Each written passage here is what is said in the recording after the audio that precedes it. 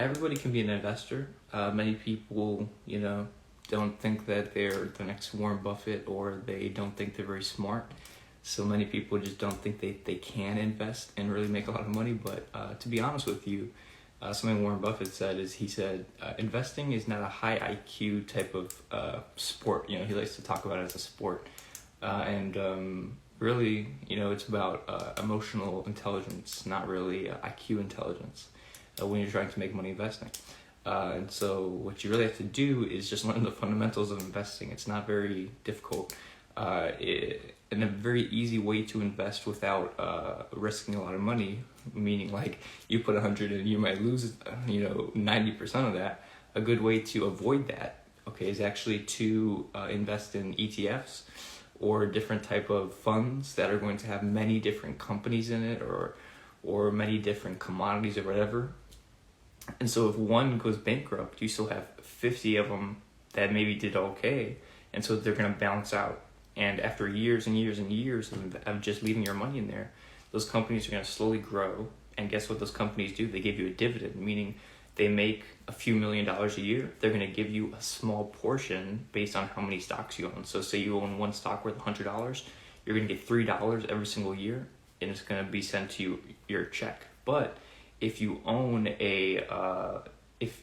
if you're on an app, which you're probably on, right? You're probably buying these through like the Chase app or the Chase brokerage or the Robinhood. You can actually say just reinvest that money into the stock. And so what's going to happen is you bought a $100 stock, let's say for an example, and it's every single year it gives you a 3% dividend, meaning every single year they're going to pay you $3, and you're going to say just reinvest that money. And so the next year you're going to have 100, and then you're going to reinvest the dividend. It's going to be $3 extra that you reinvested, so you have 103. And guess what? Maybe that stock went up 10%. Maybe it was a crazy year and it went up 10%, just actual stock. So the stock went up to 100 to 110, okay? And then the dividend, it gave you $3 back, so now you got $113. So in 1 year, your stock went from $100 to $113. Next year, guess what? You're going to get a 3% dividend. So it's not going to be $3 anymore. It's going to be like 3.2 or something. I don't know. I can't do this crazy math, but because since you have a higher stock price, you actually own more of that company. It's going to give you a higher dividend, and maybe that stock goes up even more. Guess what? You own even more stocks, and it's just a compounding effect. Because if you do this over 50, 100 years, you're going to be the next Warren Buffett. And that's literally all he did. Like you think Warren Buffett makes like $1 million, like 300%, like he doubles his money every year? No, he actually only makes about 20% every single year, which is not a lot. It's crazy to me. Like he only made like I think 21% a year investing, and I don't know. It's just people think that you really have to be a genius to make a lot of money investing. It's not really about being a genius IQ wise. Like you don't have to be a genius with numbers, although he is. You really just have to be a genius with leaving your money sit there and forgetting about it. Like that's really what it's about.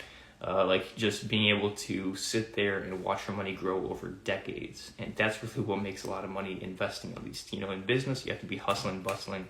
You have to be selling, marketing. You have to be developing products, talking to customers. That's business.